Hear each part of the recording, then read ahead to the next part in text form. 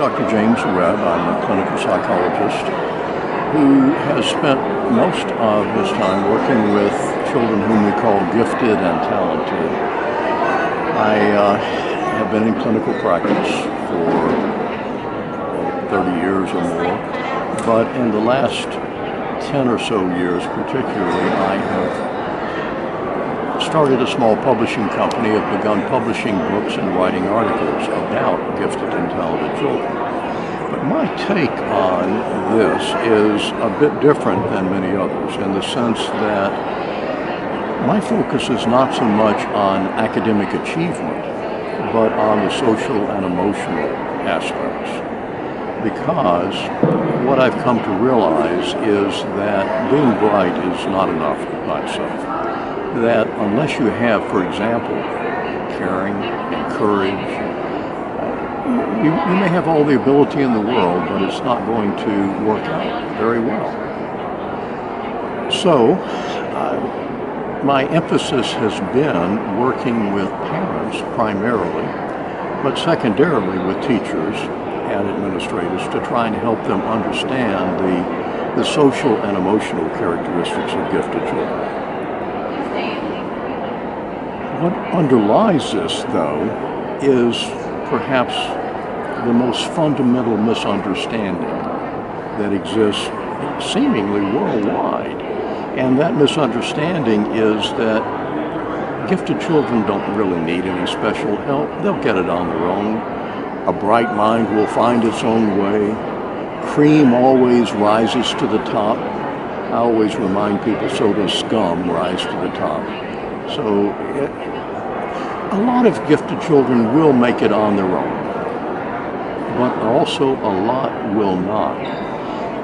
Parents and teachers tell me repeatedly, for example, how many really bright children are underachieving, how many gifted children are suffering from perfectionism, how many gifted children have difficulty finding peers with whom they can relate, other children who can think as fast and as varied as they.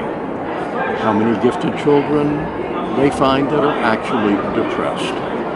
And the list goes on. These are areas that parents and teachers need to know about.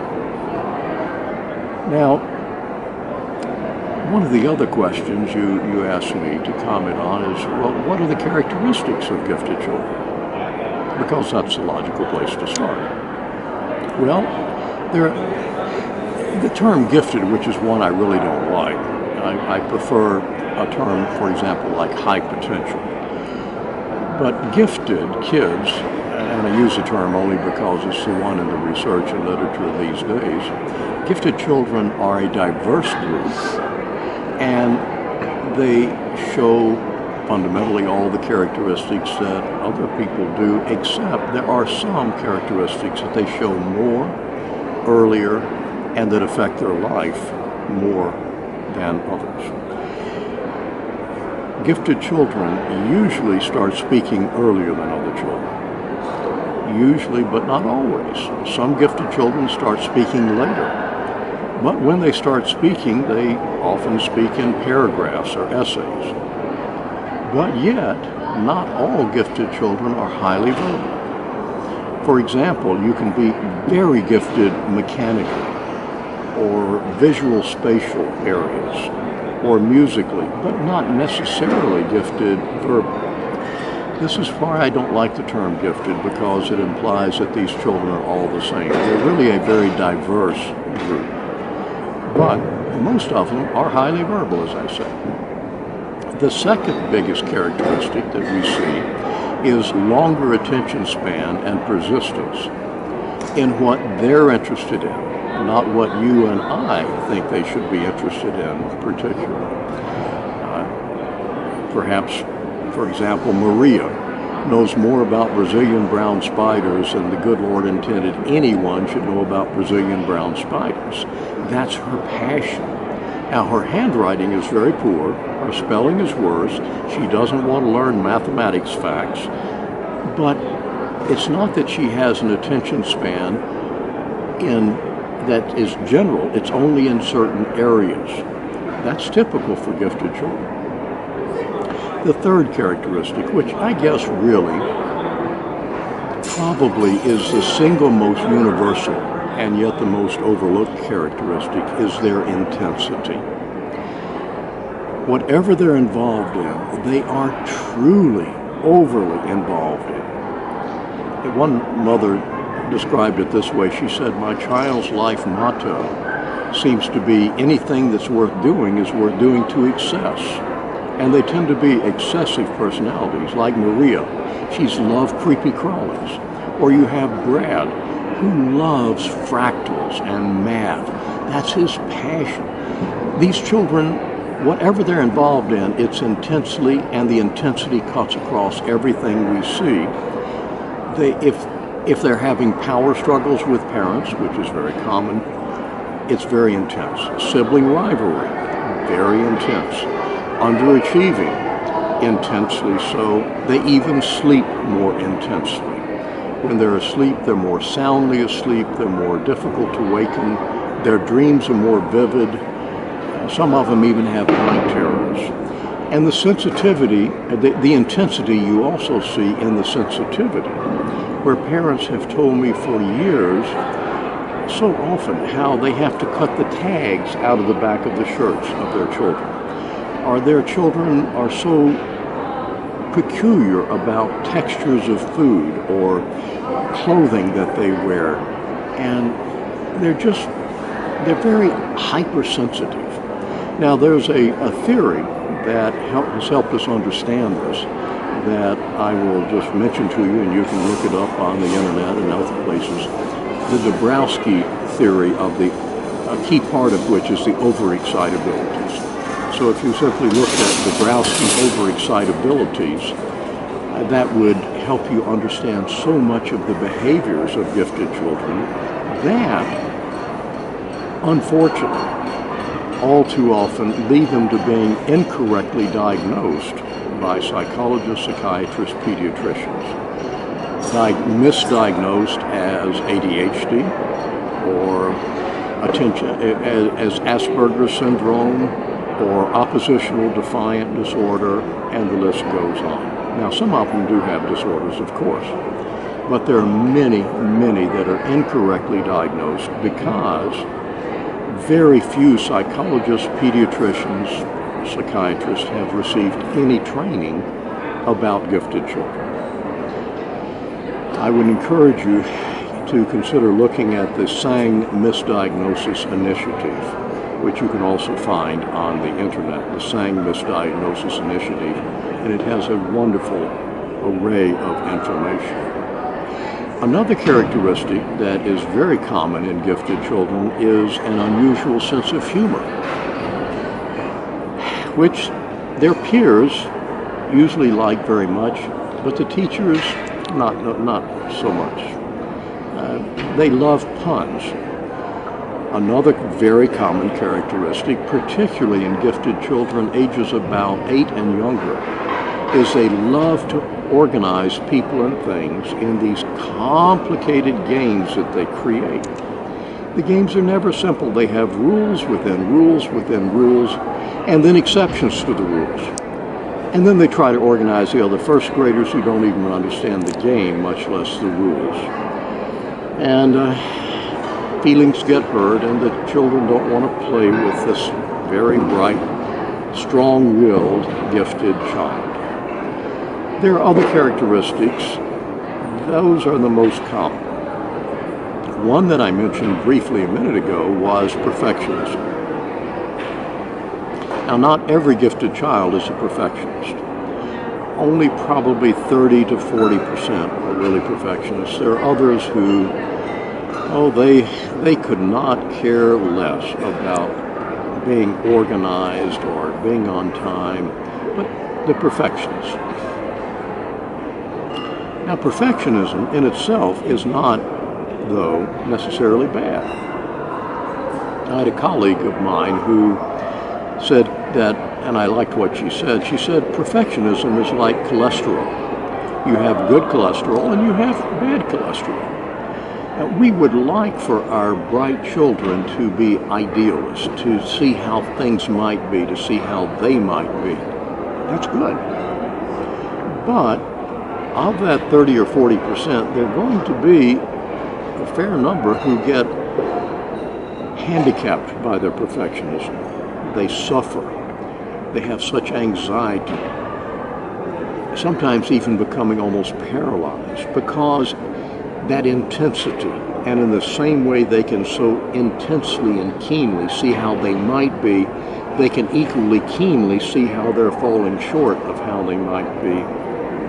And they really put pressure on themselves, more so than other children. And a major challenge for them is learning to appreciate the concept of good enough. It's good enough. But that's going to be difficult for these children. Now, with parents and teachers, but particularly, I think, parents, if you don't understand the characteristics of gifted children, you're really likely to drift into a power struggle with your child, or you're likely to get enmeshed with your child in some ways that are not healthy for your child or for you.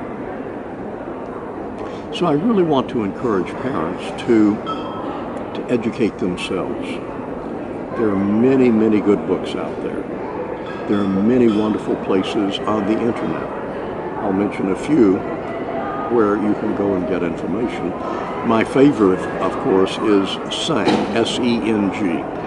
The website is www.sengifted.org, supporting emotional needs of gifted. That has wonderful free downloadable articles about a variety of things. Sang also has conferences every year in various places. Another of my favorites is Hoagie's Gifted. Hoagie like the sandwich, hoagiesgifted.org.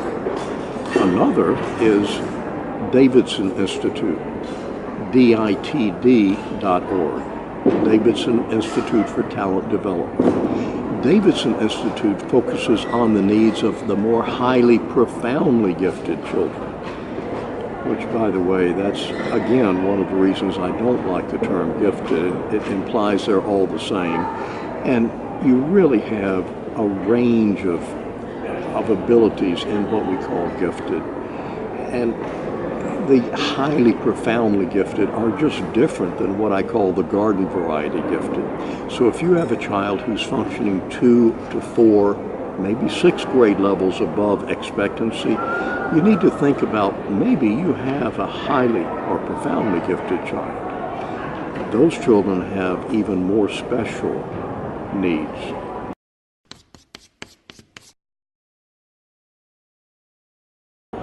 The first is, regrettably, parents, many of the professionals that you should be able to rely upon, you cannot necessarily rely upon. Because, as I mentioned earlier, so few of them have received any training about gifted children. And the things I've mentioned in this very brief interview, you have much more information than many of these professionals have. But if you can find a professional who is willing to learn, to be open to learning about gifted, then you probably have someone you can rely on. And you can give them information, articles that you download from the websites, books that you can give to them. Books like one is titled Misdiagnosis and Dual Diagnoses of Gifted Children and Adults. And that will be a real eye-opener to them, where they say, oh, I've never thought about that. I never knew that gifted children are more likely to have asthma or allergies, or to have to cut the tags out of the back of their shirt. Or I never knew that gifted children often need very unusual educational placements, and if they don't get those, then problems are likely to occur. So there's a host of things that parents need to educate themselves about. And you're not being a pushy parent when you do this. You're simply doing good parenting. With this, parents, you're going to find that in the same way that your children get peer pressure, you're going to get peer pressure also. Your children often will find the other kids don't want to play with them because, well, he's bossy, or he always tells me the answers, or what he's talking about and interested in is not what I'm interested in. Okay, I understand that. But with parents, parents have a similar peer pressure. It goes like this. Every mother thinks she has a gifted child, you know. Why are you putting so much pressure on your child, making your child be advanced like this? You know, gifted does not mean that he's a special species of human. Well, you know, you didn't think that anyway. And you and I know that. But don't be surprised if you run into that kind of peer pressure. Try to find other parents of gifted children who are struggling with this alone feeling of trying to parent an exceptional child, and share parenting recipes with these other parents. Talk to them. Say, what have you tried? How did it work? Help share information with each other on this. That's not being a pushy parent. And I know that you know that just because a child is gifted does not mean the child is a better species of human.